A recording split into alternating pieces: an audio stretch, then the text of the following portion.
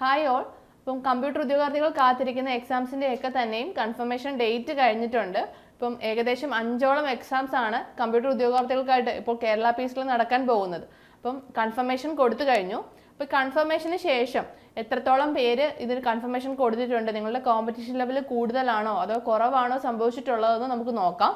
അപ്പോൾ നമ്മൾ ഓരോ പോസ്റ്റ് വൈസ് നോക്കുവാണെങ്കിൽ ആദ്യം assistant programmer Kerala state planning ബോർഡിലേക്ക് കൺഫർമേഷൻ കൊടുക്കുന്നതിന് മുമ്പ് 15,499 പേരാണ് ഈ ഒരു പോസ്റ്റിനായിട്ട് അപ്ലൈ ചെയ്തിട്ടുള്ളത്. ആഫ്റ്റർ കൺഫർമേഷൻ ഇത് 12,969 പേരായിട്ട് കുറഞ്ഞിട്ടുണ്ട്. അതായത് 2,530 പേരുടെ ആപ്ലിക്കേഷൻ ഇൻവാലിഡായി മാറിയിട്ടുണ്ട്. അതുപോലെ തന്നെ കമ്പ്യൂട്ടർ പ്രോഗ്രാമറിൻ്റെ കേസ് വരുവാണെന്നുണ്ടെങ്കിൽ 13,514 പേരായിരുന്നു തുടക്കത്തിലുണ്ടായിരുന്നത്. പിന്നീട് അത് 11,217 ആയിട്ട് മാറി. അവിടെയും 2,297 പേരുടെ ആപ്ലിക്കേഷൻ ഇൻവാലിഡായി മാറിയിട്ടുണ്ട്.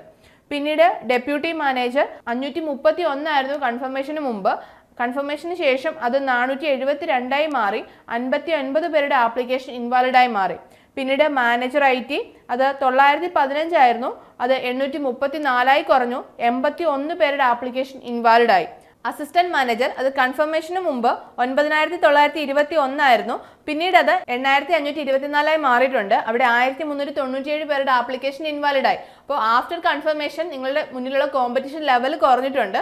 അതുകൊണ്ട് തന്നെ നിങ്ങളുടെ പ്രിപ്പറേഷൻ ഇനിയുള്ള ദിവസങ്ങൾ സ്ട്രോങ് ആക്കി കഴിഞ്ഞു കഴിഞ്ഞാൽ നിങ്ങൾക്ക് ഉറപ്പായിട്ടും റാങ്ക് ലിസ്റ്റിൽ ഇടം നേടാൻ സാധിക്കുന്നതായിരിക്കും. കോമ്പറ്റീഷൻ ലെവൽ ഇവിടെ കുറഞ്ഞിട്ടുണ്ട്.